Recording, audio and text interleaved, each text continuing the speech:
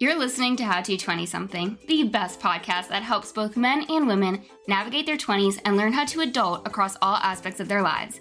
We're going to focus on career, relationships, finances, fitness, nutrition, and all of the common challenges and obstacles a typical 20-something will face in this post-college life. I'm your host, Jess Diamond, and I am the CEO and founder of Jess Diamond Coaching, where I help young professionals get their shit together, gain their confidence, and own their life.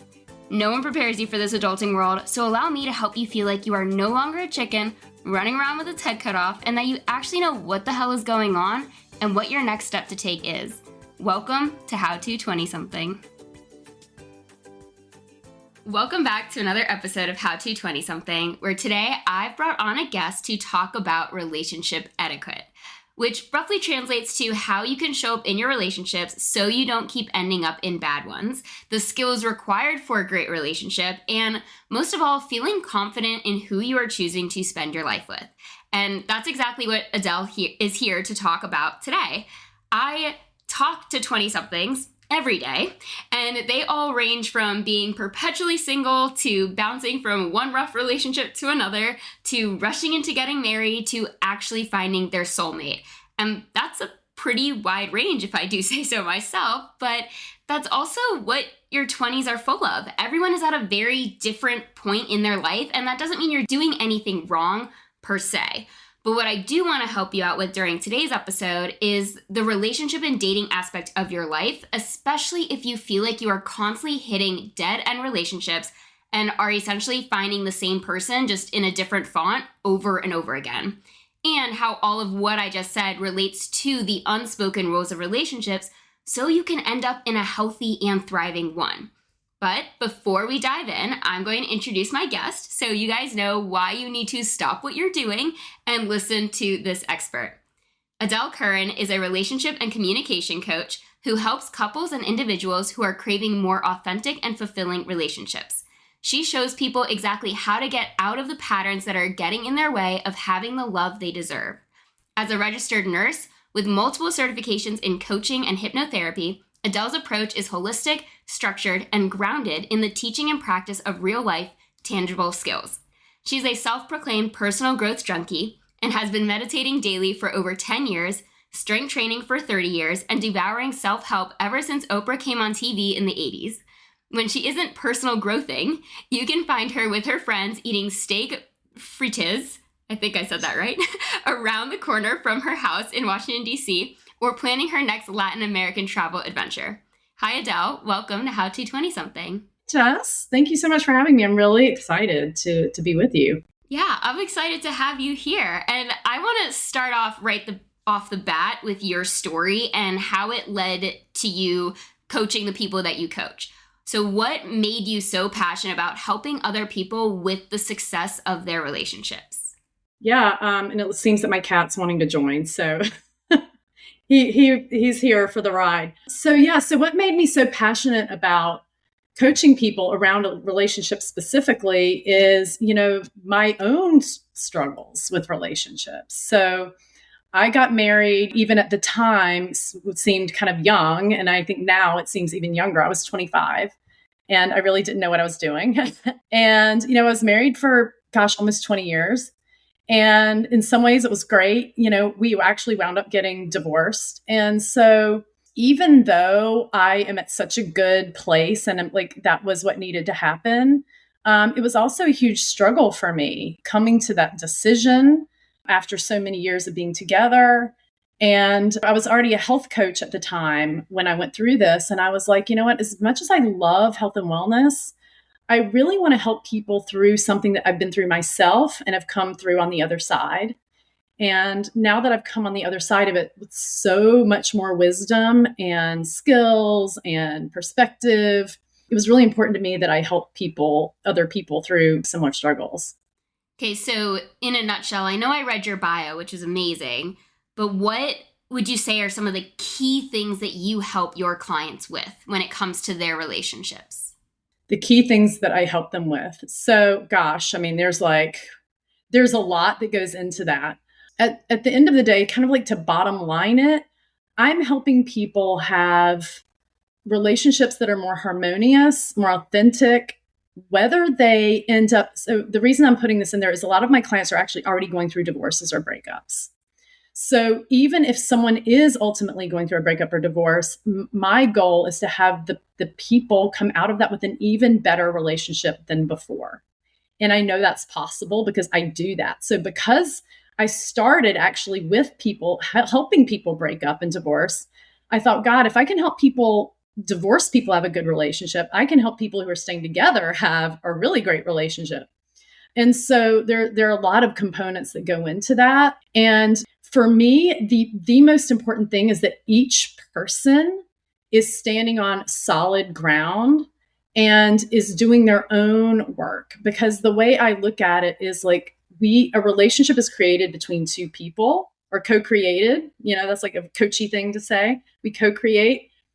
And so I find like a lot of the work between couples is emphasizing like what's going on between them, but you can't do that until each person is really on solid ground. So I can tell you a little bit more about what I actually specifically do with them if you'd like. Yeah, so I know Adele, and I know that you work with couples and you'll work with them separately and then bring them together. So can you walk us through, I know that you brought up that they need to work on themselves independently and that's why you do that. So I would love for you to walk us through some of your process, maybe some foundational principles that are put into your coaching practice to help your clients, whether they're the ones trying to stay together or the ones trying to go their separate ways. No, Jess, I know you're familiar with this. I have like a structured process with 5 steps. And so the first thing I work with everyone on, regardless of what they're coming to me for, is on what you might call emotional regulation or emotional containment. And that's because when people are in a struggle, gosh, our relationships bring up like the most painful, when our relationships aren't going well. Like that's some of the worst pain that we experience. So when people come to me, they're in a lot of emotional pain. So that's where we begin. And I have really specific tools and strategies I teach people around how to work with their emotions. And I find that's so important and it's so missing because a lot of people will go to therapy or whatever and talk and talk and talk and talk, but they still don't know how to handle their big emotions. And if you've ever been like in a fight with someone that you really care about, it's all because our emotions are out of control usually. So I start there. So it's all like a skill of handling your emotions. I see it as a skill. It's not something you're born with. We have to learn that. So that's the first thing I do. And then the second thing I do is a lot of work around, and this is like a very broad term, but like I would call it like empowerment.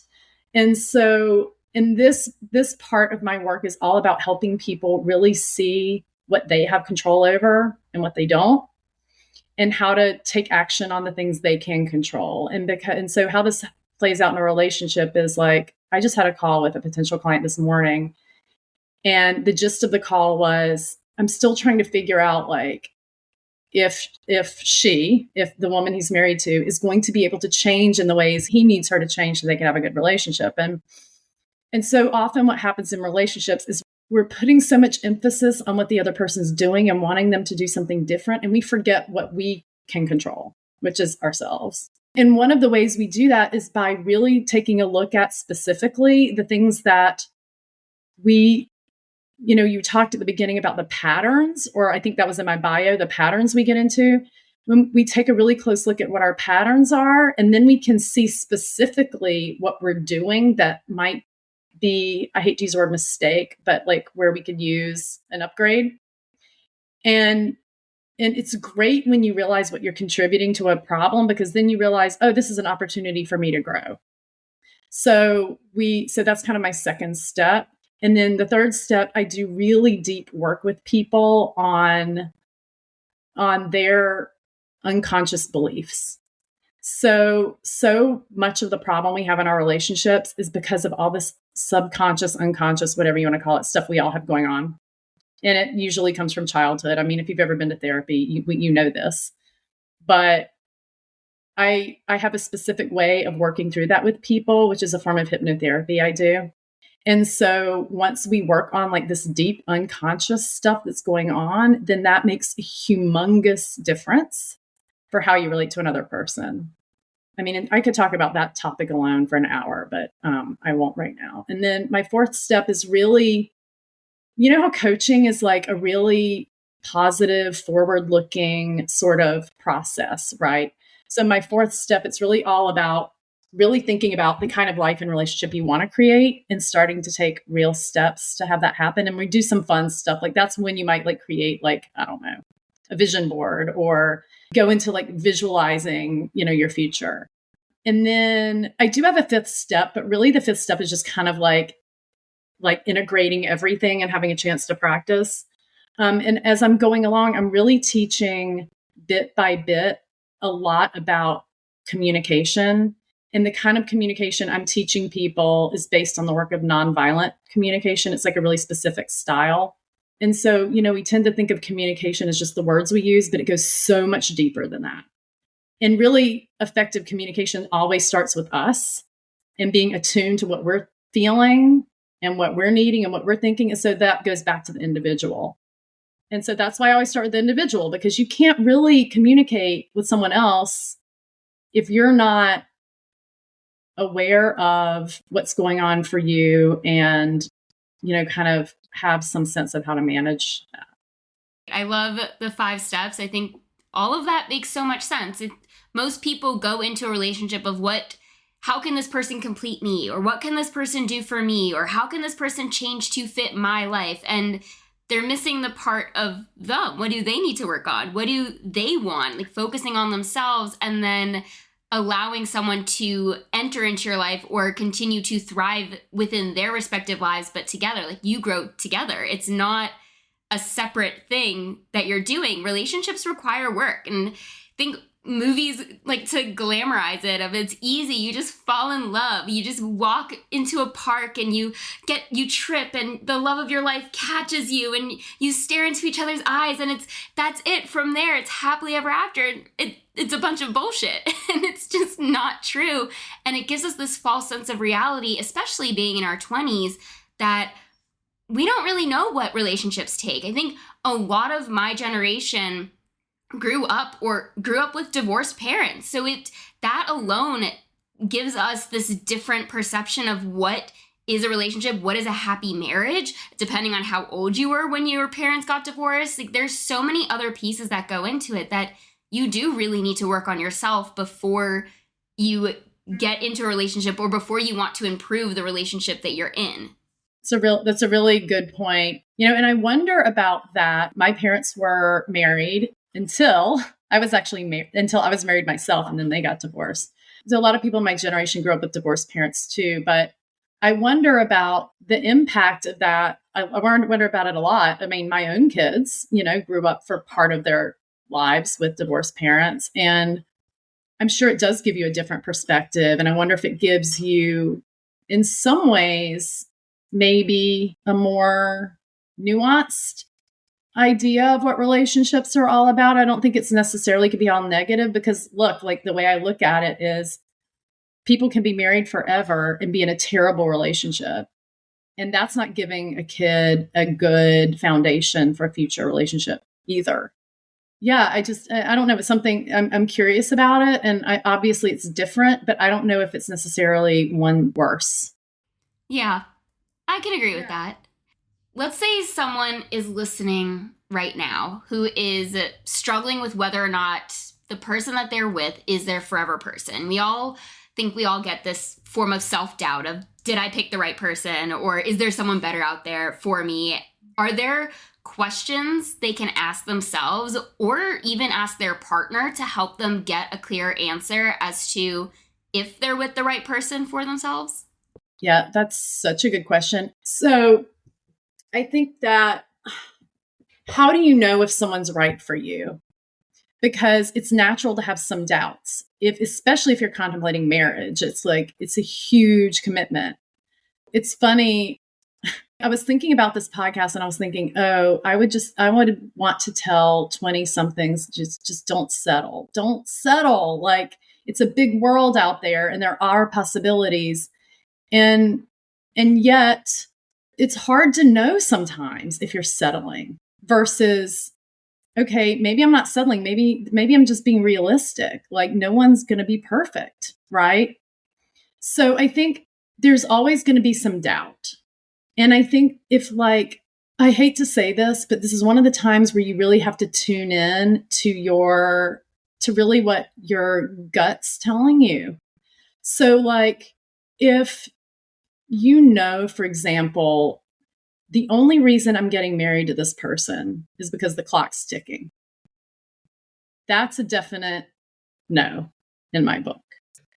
If you know that you're not actually in love with the person, that's a definite no. If you know there is some kind of situation that you really can't live with, there's alcoholism, some kind of major addiction, then again, that's probably a definite no. So like I think the important thing is to really sit with, how do I feel about this person? Do I fundamentally trust this person? Because if someone does have a major problem, like an addiction, that comes down to trust. Do I trust and admire this person? Do I respect this person? Does this person inspire me to be better? Do I fundamentally like and love this person? Right? I think those are the really important questions. And I think that deep down inside, if you really sit with it, we really know if we're lying to ourselves or not. No, that was really helpful because so you said a couple of different things that I want to touch on. And one of them was actually a conversation I was having with my therapist a couple of days ago. And it was, needless to say, it was not a great conversation. But for me, it was I'm not settling. I have very specific, not very specific, but I have realistic standards that are true to my values and my core being, like your relationship to fitness, your relationship to what you're eating, your relationship to what you do on the weekends, your relationship to how you spend your money. Like those things are so important to me and I hold to such a high standard that I will only be with someone that is of that equal. Not as crazy as me. I can recognize I have some crazy tendencies, but there's certain things like I don't want to be dating someone who is eating out more than 50% of their meals in a given week. That's a lot of eating out if you're doing that. So it's those things. And my therapist kept giving these hypotheticals, basically telling me that I should settle for a little less and that I'm being too high strung with it. And her example that she gave was, what if you meet this doctor and he's so amazing and he hits all the right check boxes and like he checks all the right boxes. He is so good to you, but he doesn't have time to cook because he's busy being a doctor, so he eats out for every meal. And my response to her was, if he doesn't have time to take care of himself, he doesn't have time for a relationship. And she started to come up with other hypotheticals, and I was like, what aren't you getting? Like, I am so set on not settling because I know that I deserve someone who's as amazing as me. Yes, I'm going to toot my own horn with that. And it's because I've built this life. I've put in a lot of the work in myself to be at where I'm at today, that I don't want someone holding me back and I'm like trying to like trudge them along like, no, let's go this way, because it's just not going to work. It's like having someone, I'm not trying to complete someone else, just like I'm not trying to find someone else to come and complete me. So actually, you made me think of another thing to add to the list, which is like, first of all, I just kind of like what I was hearing you say is like something that really matters to you is your health and well-being. That really matters to you. That's a major value for you. And I'm the same way, Jess. Like I'm the exact same way. I dated somebody who did not take care of himself, and it became a major problem. I mean, we were together for like 5 years. And it became a really big problem in a lot of ways, like, because your health impacts everything. Mm-hmm. And so, especially if you're signing on for life and you're the kind of person who's taking care of yourself, you want someone who's taking care of themselves. I feel the exact same way. So maybe something to add to that list of questions is like, and this is something I didn't do in my 20s. I didn't even know to do it, but like really sit with, okay, what matters the most to me? What are the most you could call it your values or like what matters most, right? Like, so health and wellness is a big one for you. And like you said, maybe they don't need to be at your level. Maybe I think it would be extreme if you were to say, for example, okay, I'm only going to be with someone who works out 7 days a week for 2 hours and is always going to come to the gym with me every single morning and never has a fast food in their whole life. You know what I mean? That's getting crazy. But if you were like, no, I want someone who prioritizes their well-being, yeah, add that to your list. You know, everyone's different, right? But whatever's the most important to you, I think it's really important to pay attention to that and to realize that like you're not being too much. It's not that you're not being unrealistic to want what you want. Absolutely. I mean, in fact, I realize, you know, we're at very different life stages, and where I actually just had lunch with someone who's quite a bit younger than I am and is looking for a partner. And I was like, where I am in my life, if it's not just right, I'm not going there. But I get, you know, when you're younger and you still want to create a family, still want to have children, it's so much more tempting to like do that settling thing. Well, I think it's that, but also I know for me, when I was in my younger 20s, the lower 20s, and I was in a relationship, I knew health has always been important to me. That's why it makes no sense that I became an interior designer. That's besides the point. You're an interior designer? Yeah, that's my degree. I didn't know that. Okay. But that's it.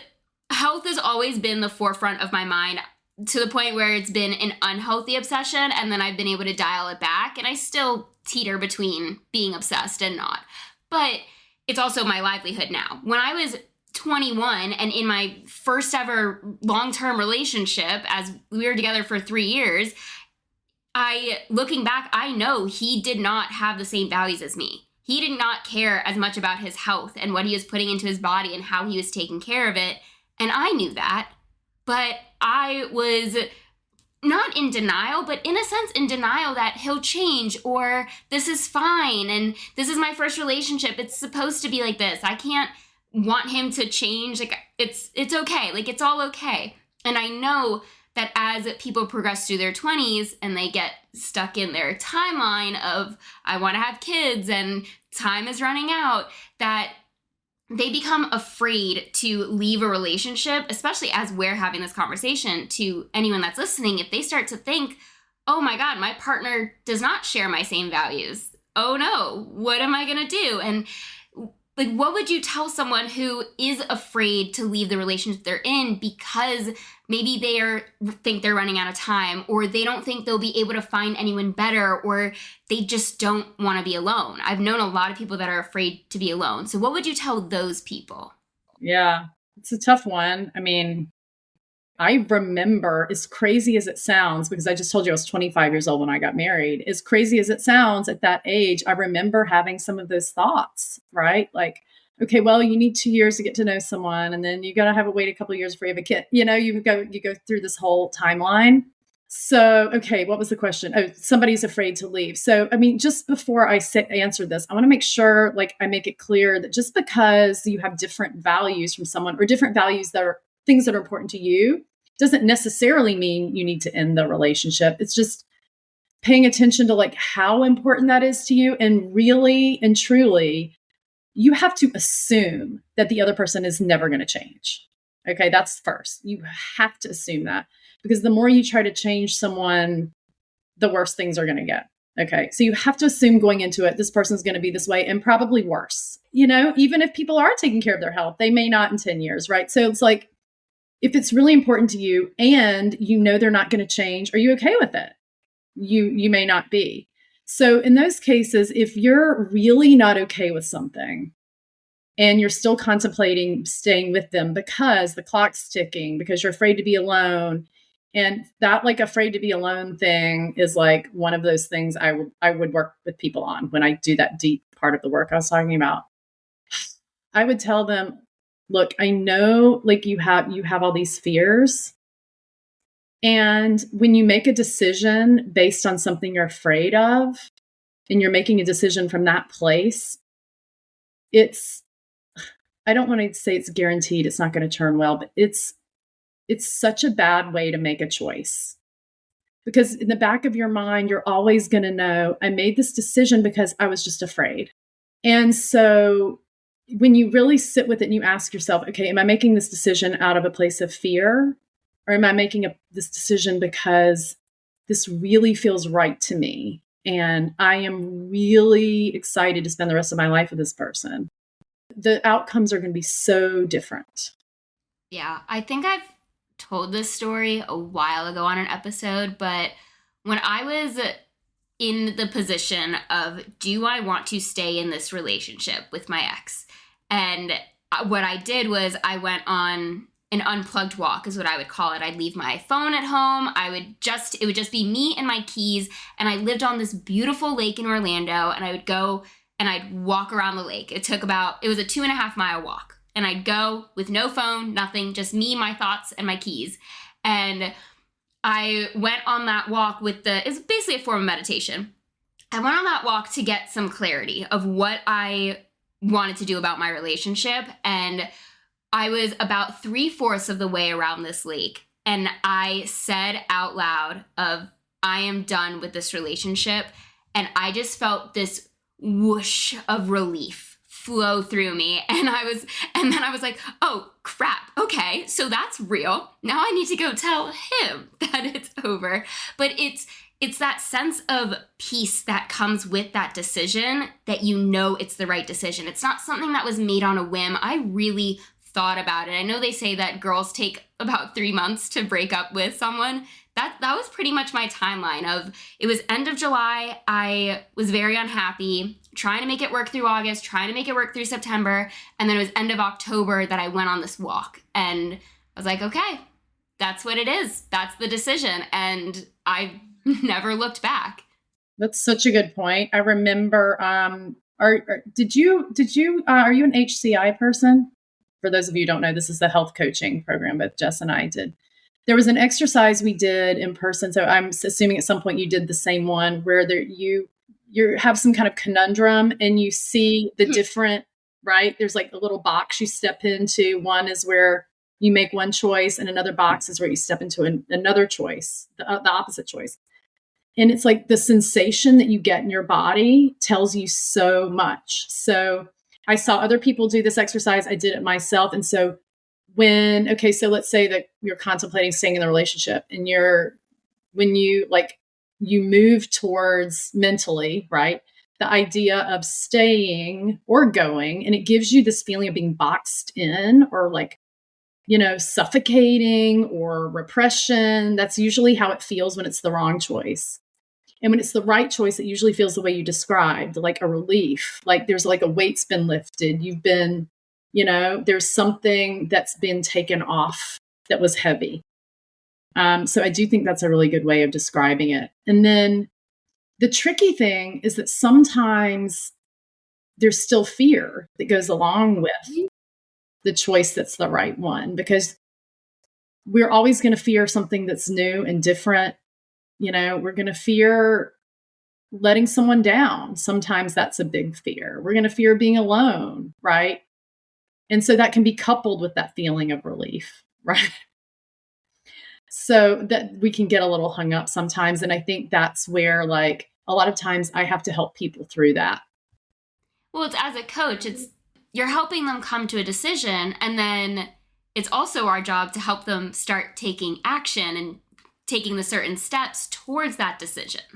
Right. And so I'm thinking of someone I've been working with who's a single woman, younger than I am, older than you are, but younger than I am. And she was really, she has been in a relationship, but that she wants to get out of, basically. I say she's single because she's not married.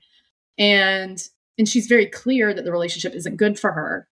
And so as we've been working together and she's getting closer and closer and closer to leaving and taking steps and looking for apartments and all this stuff, then all this fear crept in. And she was like, oh my God, maybe I'm making the wrong choice. Maybe I should marry this person after all. And at least then I'd have the security and I can have kids and da da da.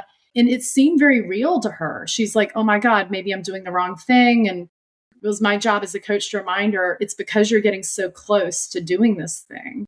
Of course, the fear is going to slip in. Like our business coach always talks about our human brains. Like our human brains don't like change. It's scary. So yeah, that's something I have to help people through a lot. I've talked about this on so many different episodes of how scary change is, and it just depends on what do you want? What is the future outcome? And Adele, like you mentioned, that's one of your steps is that visualizing, and it's connecting with that future version of you that is thriving and not forgetting that that is a real possible outcome for you to achieve, but you're not going to know unless you start taking the necessary steps to get there. And that's what we're here for, to make sure that you don't back out of what you say you want. Absolutely, right? That's our job as the coach, to like hold that vision when they start freaking out. And reminding them, okay, you actually are making progress. You've just forgotten. Like, let's look at where you were a few months ago. Yeah. Totally. There was something you said before that I really wanted to go back to. Oh, it was something about trying to make it work. Do you mind if I circle back to that for a minute? Yeah, you were talking about when you're contemplating the relationship, and you were saying something about you'd been trying to make it work. And at the very beginning, you were talking about how relationships are work, right? And so often what I see is people saying something like, well, I know relationships are work and I've just got to work at it and I've got to keep working at it. And I think we can trip ourselves up with that concept, because on the one hand, yes, relationships are work, and yes, we have to work on ourselves. And it doesn't mean we have to stay in a situation that's making us miserable indefinitely with the idea that, well, it's a lot of work, because at some point, what can happen is if you're sure you've done your work and yet the relationship still isn't working, sometimes it just means it's time to move on. So being able to discern, like when you've done enough, when it's enough work already, that's a place that can be really difficult for people. And that's one I have to help people with too a lot.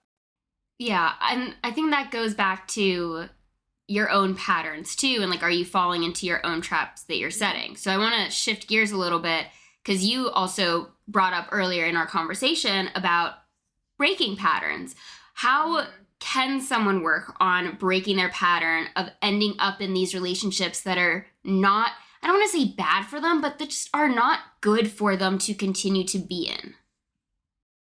Well, like everything, it starts with awareness. So sometimes people are really aware of what their patterns are, and some people aren't. So one thing I first help people look at is, what is the pattern?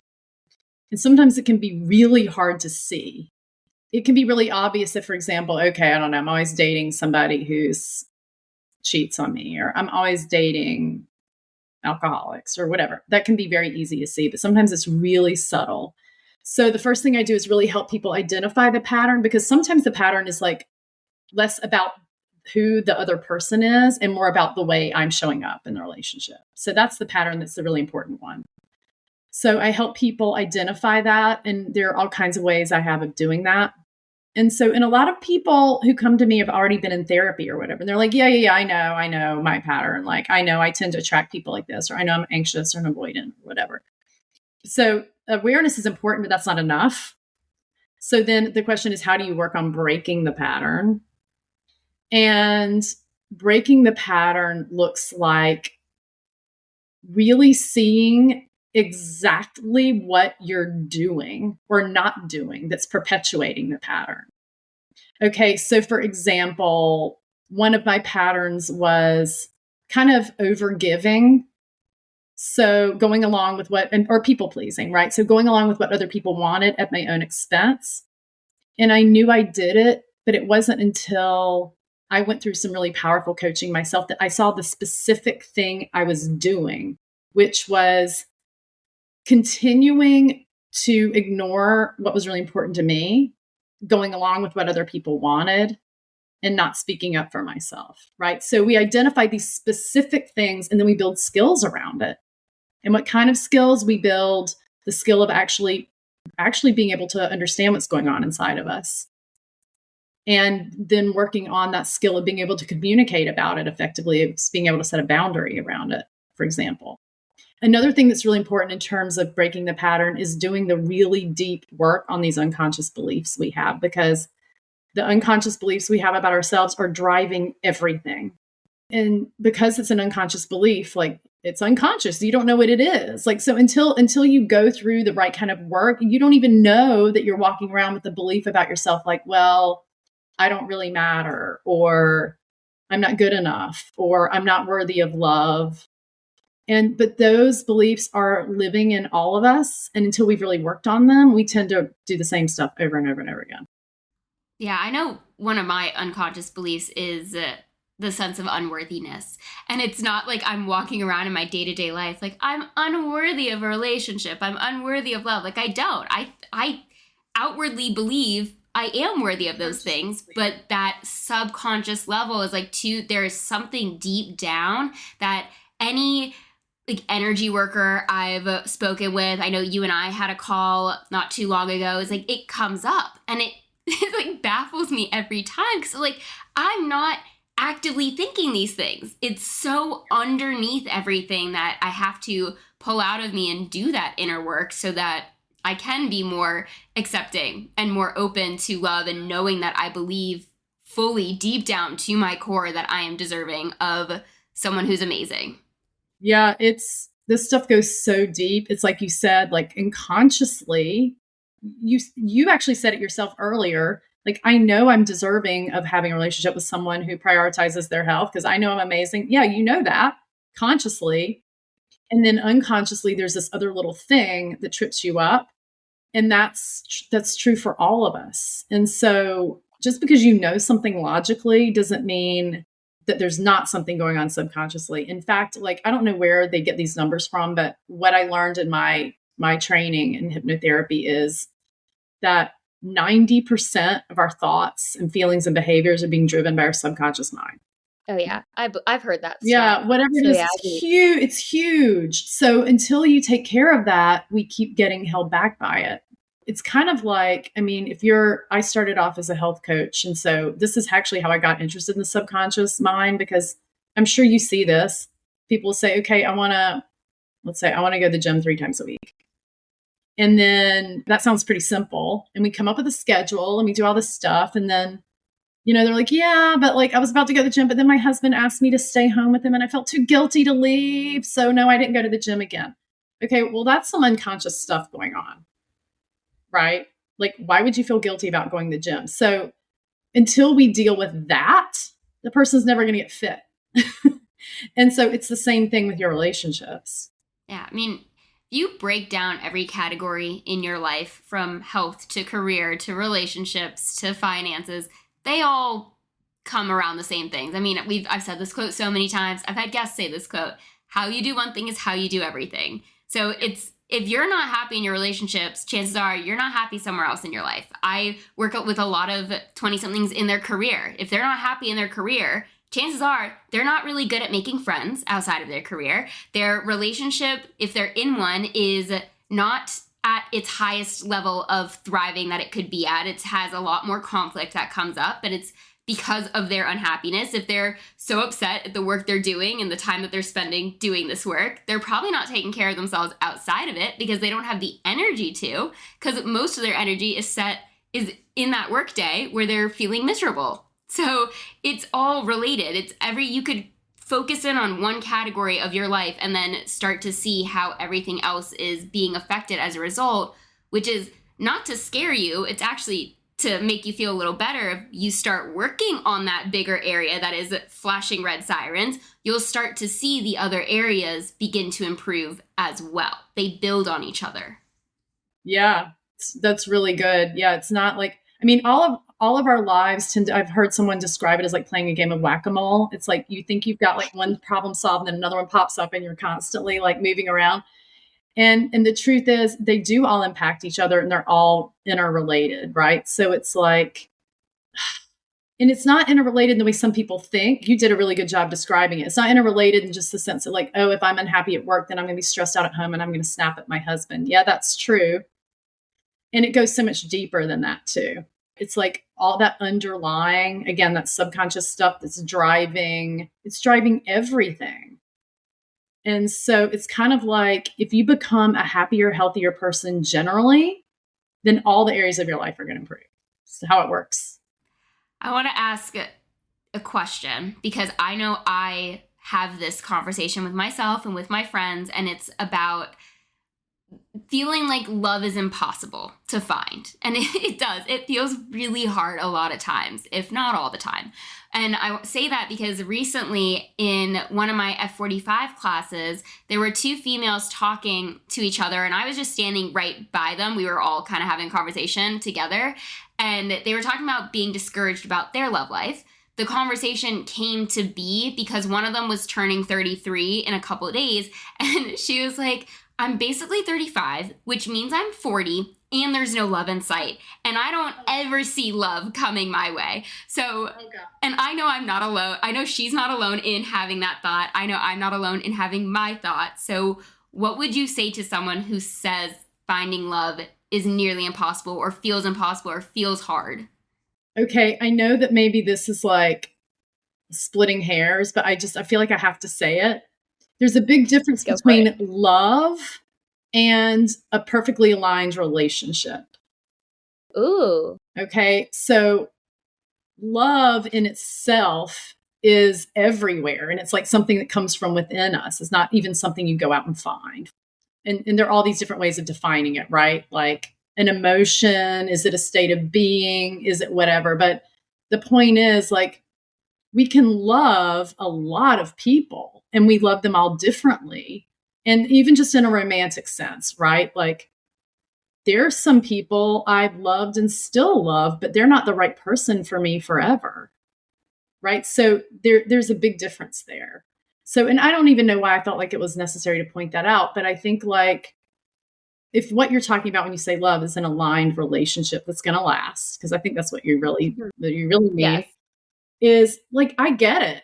I get why that seems hard. And I think there are so many reasons for that. Like, culturally, in the old days, everybody just got married, and they got married really young, and they stayed married forever. And now people have more options, and some people don't want to get married at all. And some men just hook up till they're 40, whatever. And then they decide, okay, now I'm going to settle down. Like, and even at my age, it's like, yeah, you look around and it's like a little sad sometimes.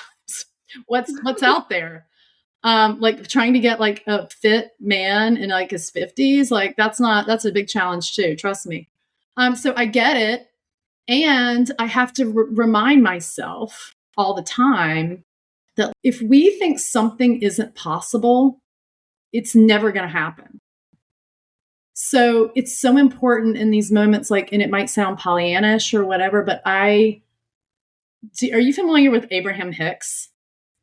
The work of Abraham Hicks at all? Okay. So anyway, they talk a lot about the fact that, like, the best way to really have what you want is to really strongly want something and believe it's possible. So this is one of these underlying beliefs that's actually really common. If we believe something isn't available to us, then in some way, like, not to get all like woo-woo, in some way we end up manifesting that for ourselves.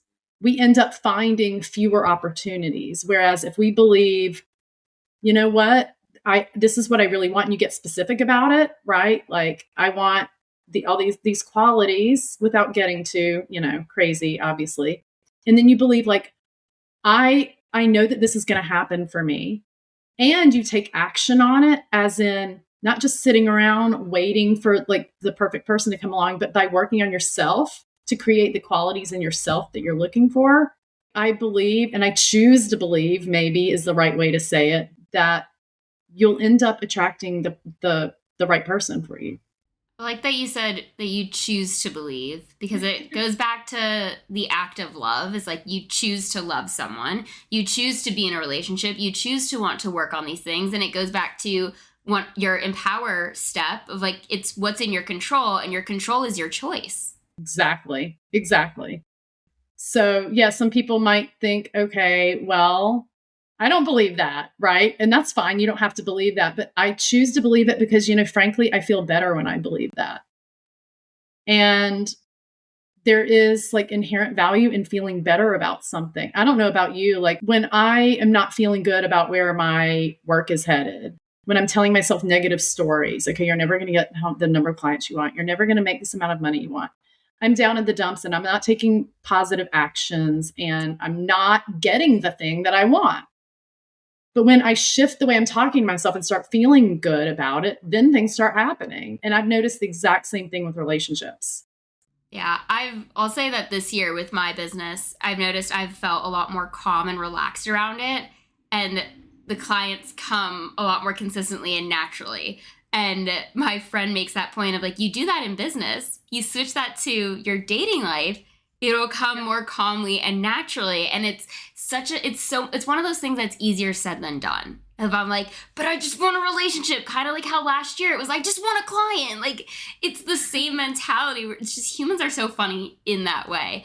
I want to ask you one specific thing though, because you had this for those listening, I make my guests fill out an intake form, and you mentioned this in your intake form, and I'm actually really curious about it. So you said that it's not just about choosing the right partner. Can you elaborate on what you mean by that? Yeah. So I'm just as a little bit of background first, because I work with a lot of people everyone I work with is struggling with their relationship, but I also work with a lot of people going through divorces. And there seems to be this common belief that like, oh God, I just chose the wrong person, or I should have seen this coming. If I had just we just weren't the right match. And sometimes that's true. And I think what's more true most of the time is that at the time people were a good match. And later on, they become not such a good match anymore. So that's one thing, is that just because you've chosen the right person at that moment doesn't mean they're going to be the right person forever, because people evolve and grow and change.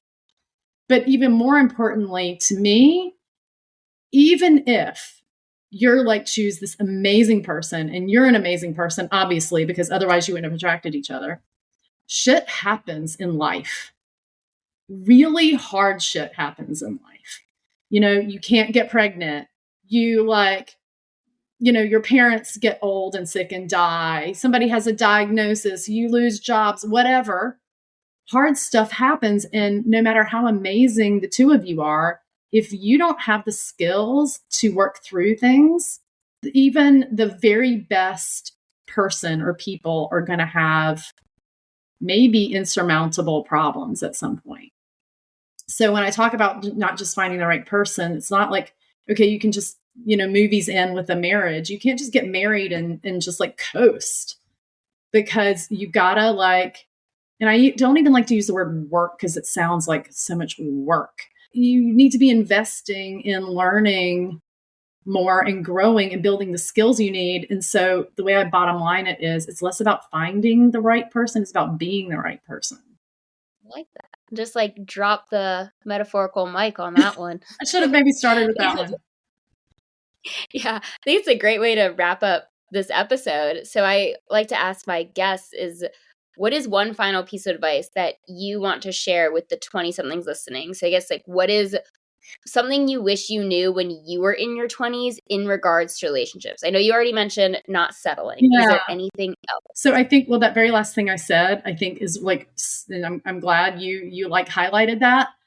Take the focus off the other person and what they're doing, and I'm not saying don't pay attention to that at all, but as opposed to focusing so much on finding the right person and what they're doing, put so much more focus on yourself and becoming the kind of person that you really want to attract. That's, I think, the key. Just going to repeat it. Become the person you want to attract. I know I'm repeating that for a listener out there. I also know I'm repeating that for myself. So I love that. Thank you, Adele, so much for coming on How to 20-something. This was a great conversation, very insightful. Where can people find you if they want to get in touch with you or follow you or even work with you? So you can get in touch with me through, I'm not all over social media. I just kind of do Instagram. So it's just my name. It's at Adele Currin. It's ADELECURRIN. I'm on Facebook with the same name. My name's everywhere. My website is just my name too, AdeleCurrin.com. And there's, some links there where you can book a call. Those are the best ways of getting in touch with me. Pretty straightforward. All right. And that will be linked in the show notes for you guys to easily access. Otherwise, this does conclude another episode of How to 20-something. If you liked what you heard, if you learned something new, or know someone who needs to hear this episode, if maybe they're stuck in a wrong relationship for them, then please pass it along. Share it on social media and tag me, tag Adele when you do. And as always, I can't wait to be in your headphones again next week with another brand new episode.